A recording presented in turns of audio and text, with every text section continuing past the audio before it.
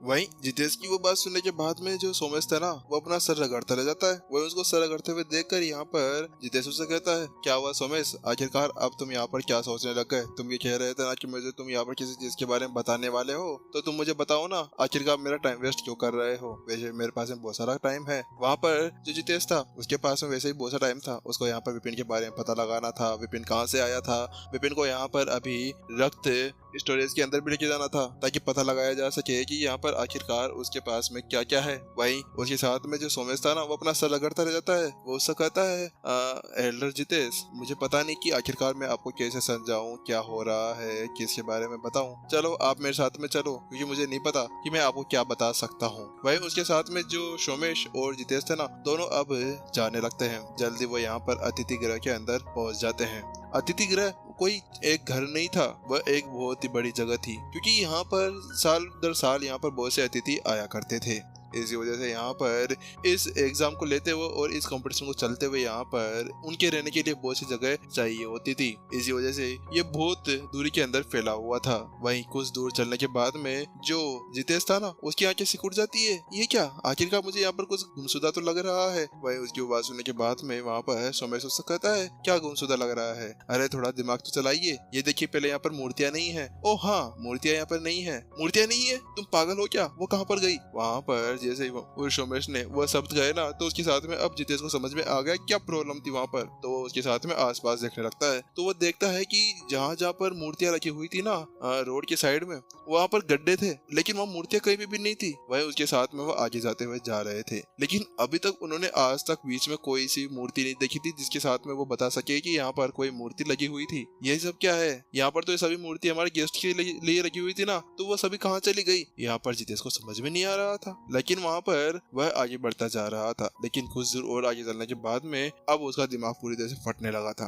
बात कुछ ऐसी थी कि ये जितनी भी ज्यादा मूर्तियां थी ना, ये सभी यहाँ पर आने वाले गेस्ट को यहाँ पर ये बताने के लिए थी कि यहाँ पर उन्होंने किस तरह के कार्य किए थे, किस तरह से उन्होंने यहाँ पर अपनी अपनी सफलताएं हासिल की थी, क्या क्या उन्होंने बड़ा बड़ा काम किया था, उसके बारे में समझाने के लिए उनके लिए नीचे लिखा हुआ भी था। लेकिन अब यहाँ पर ये मूर्तियां नहीं थी तो वो क्या देख सकते थे? वहाँ पर जल्दी से जितेश पूछता है, यहाँ पर क्या हुआ था? कोई भूकंप आया था क्या, या कोई जमीन उनको नीचे निकल गई है? यहाँ पर जितेश को समझ में नहीं आ रहा था। वहीं जो सोमेश था ना वो उससे आगे नहीं कहता है। वो उससे कहता है, मैं आपको कह रहा हूँ ना, मेरे साथ आगे तो चलिए, आपको सब पता चल जाएगा कि आगे क्या हो रहा है। मैं यहाँ पर आपको कुछ भी नहीं समझा सकता। अगर मैं आपको यहाँ पर समझाने लगा ना तो उसके बाद में यहाँ पर आप मेरे को दे जूते यहाँ से बाहर निकाल दोगे। इसी वजह से कृपा करके आप मेरे साथ में चलिए। जो जितेश था ना, जो सोमेश था, वो बड़ा ही बोला चेहरा बनाकर यहाँ पर जितेश से कह रहा था। वही कुछ दूर चलते ही कि अचानक से यहाँ पर एक आवाज सुनाई देती है, मैं संजय यहाँ का 108वां पीढ़ी का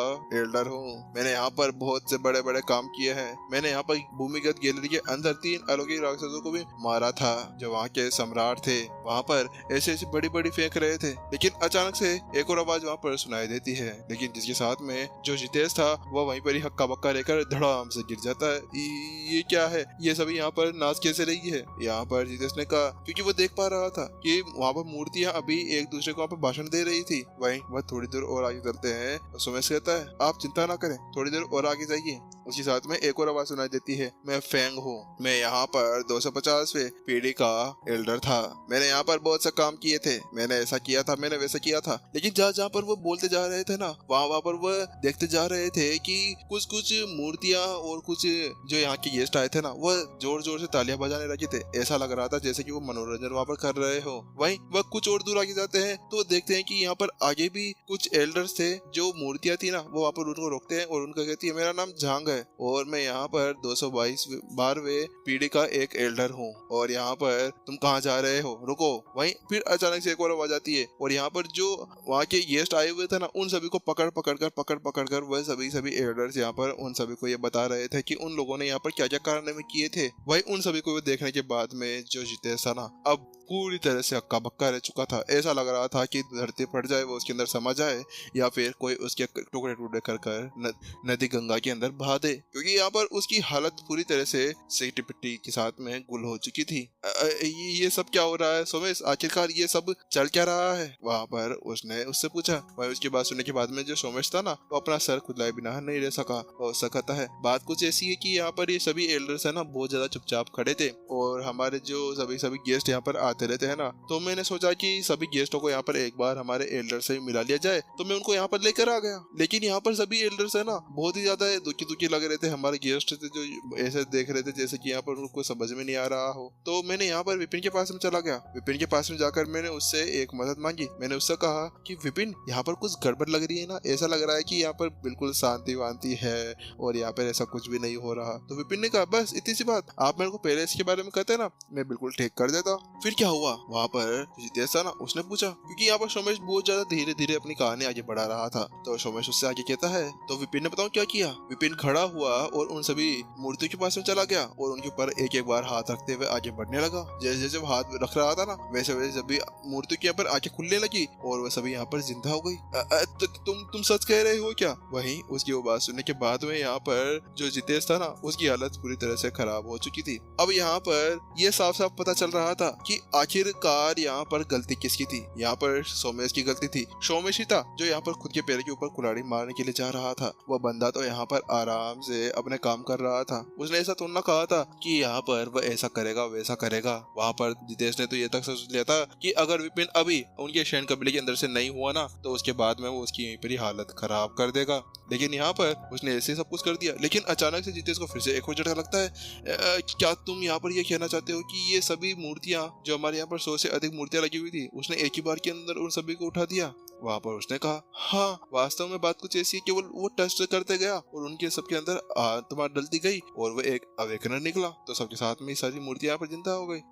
ठीक है, तुमने अब ये सब कुछ कर ही दिया है तो अब क्या ही कर सकता हूँ, रायता तुमने फैला ही दिया है। लेकिन उसी साथ में वो आगे बढ़ने लगे। वहीं फिर वहाँ पर जो जितेश उससे कहता है, अच्छा ठीक है एल्डर सोमेश, आपने ये तो कह दिया, लेकिन मुझे ये बताइए कि यहाँ पर ये सभी मूर्तियां इतनी ज्यादा कम कैसे है? बाकी सभी मूर्तियां कहाँ गई? और यहाँ पर हमारी कुछ मेन मूर्तियां भी तो लगी हुई थी ना। तो वहाँ पर जो सोमेश था उससे कहता है, अच्छा वो आगे है, आगे चलिए मैं आपको दिखाता हूँ, लेकिन हाँ संभल कर। ठीक है, संभल कर। ये किस चीज से संभलने की बात कर रहा है, या कोई मेरे को मरवाना तो नहीं चाहता? वहाँ पर जितेश इसी बात को सोचते हुए आगे जाने लगता है कि अचानक से आगे जाते ही एक आवाज सुनाई देती है, नमस्ते, मेरा नाम मास्टर शेख है। धड़ाम, जैसे वह आवाज यहाँ पर जितेश के कानों के अंदर पड़ती है तो यहाँ पर जितेश के सारी तरह से तोते उड़ जाते हैं। तो इस हाथ में कौवे भी उड़ चुके थे, क्योंकि अगले पल यहाँ पर वो देख पा रहा था कि उसके सामने कोई और नहीं था, मास्टर शेख, जो यहाँ के वह थे सबसे बड़े मास्टर। वह अभी उन सभी के सामने खड़े होकर बड़ी बड़ी डींगे हाँक रहे थे और सभी को लेक्चर दे रहे थे। ये क्या हो रहा है? क्या उस कमीने ने यहाँ पर मास्टर शेख को भी नहीं छोड़ा? यहाँ पर अब तो जो जितेश का गुस्सा था ना, वह फट पड़ा था। वैसे यहाँ पर वो झटके के अंदर तो था ही, लेकिन अब गुस्सा उसको बहुत ज्यादा खतरनाक तरीके से महसूस हो रहा था, क्योंकि मास्टर शेख कोई नॉर्मल चीज बिल्कुल भी नहीं थे। अगर यहाँ पर मान लिया जाए कि वो यहाँ पर सभी एल्डर्स को उठा पाने में कामयाब हो गया, तो कम से कम उसको यहाँ पर मास्टर शेख की थोड़ी बहुत सराहना तो करनी चाहिए थी ना, सम्मान करना चाहिए था। ऐसा कोई भी बंदा नहीं था यहाँ पर दुनिया के अंदर जो मास्टर शेख को बिल्कुल बेइज्जत कर यहाँ पर इस तरह से लेक्चर देने लगे। यहाँ पर अब जितेश पागल होने के कगार में पहुंच चुका था, क्योंकि जो मास्टर शेख थे ना, अब अपने बारे में यहाँ पर ऐसे बातें कर रहे थे छोटे बच्चों की जैसे कि यहाँ पर बड़ी बड़ी डींगे हाँक रहे हो। लेकिन वही अचानक से एक और आवाज सुनाई देती है, मैं यहाँ का एक फाउंडर हूँ, शान कबीले को मैंने यहाँ पर फाउंड किया था, यानी कि मैंने इसी को बनाया था। धड़ाम, और अचानक से यहाँ पर उस आवाज को सुनने के बाद जितेश एक और बार वहीं पर गिर जाता है। अब वह पागल होने और रोने के कगार पर पहुंच चुका था। ऐसा लगा था कि वह किसी पर यहाँ पर रोने लगेगा, क्योंकि वहाँ पर और कोई नहीं थे। उनके शान कबीले के अंदर जो उनके बनाने वाले थे ना, वो उनके सामने खड़े हुए थे और वहाँ पर एक गेस्ट के ऊपर बैठकर वो उसको लेक्चर दे जा रहे थे।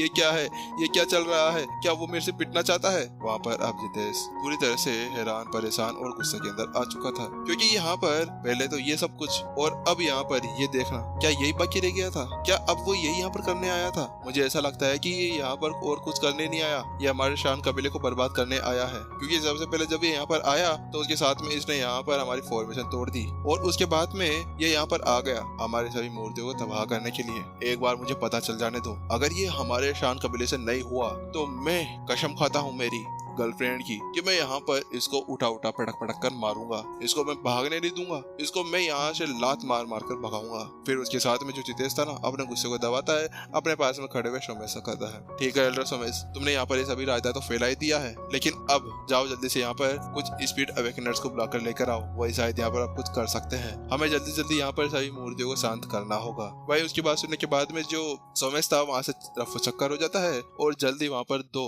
बड़े एल्डर्स के साथ में लौट आता है। वहाँ पर उनको आने के बाद में जितेश उनसे कहता है, मुझे आप सभी की यहाँ पर मदद चाहिए। एल्डर नजीब और एल्डर हेमंत, क्या आप मेरी यहाँ पर मदद कर सकते हैं प्लीज? अब आप लोग यहाँ पर कुछ ऐसा कर सकते हैं। जो जी अभी अभी वहाँ पर आए थे ना, वह एक 9 स्टार स्पीड अवेकनर्स थे और यहाँ पर उनकी पावर देखने से बहुत ज्यादा लग रही थी। वहाँ पर उनकी बात सुनने के बाद में जो दोनों एल्डर्स थे वो उससे कहते हैं, अरे अरे आपको ऐसा करने की कोई भी जरूरत नहीं है, वैसे भी ये हमारा काम है, आप चिंता ना करें, हम जल्दी यहाँ पर इन सभी को ठीक कर देंगे। उसके साथ में यहाँ पर जो एक एल्डर था ना जल्दी से यहाँ पर संजय की मूर्ति की तरफ बढ़ जाता है, जो स्टार्टिंग में मिला था। वह जल्दी से उसके अंदर जाते हैं, अपनी आत्मा को बाहर निकालते हैं और उसकी आत्मा को यहीं पर ही ठीक कर देते हैं। अगले पल यहाँ पर जो मूर्ति थी वो पूरी तरह से ठीक हो जाती है। वहीं दूसरी तरफ उस चीज को ठीक होते हुए देखकर जो जितेश था ना वहीं खड़ा हुआ था और वह हंसने लगता है, चलो ये तो अच्छी बात है कि हमें यहाँ पर इन सभी को तोड़ना नहीं पड़ेगा और ये सभी वापस से ठीक हो गई है। हाँ आपने सही कहा, आप चिंता ना करें, अब हम दोनों यहाँ पर मिलकर ये सब कुछ ठीक कर देंगे। ओह ठीक है,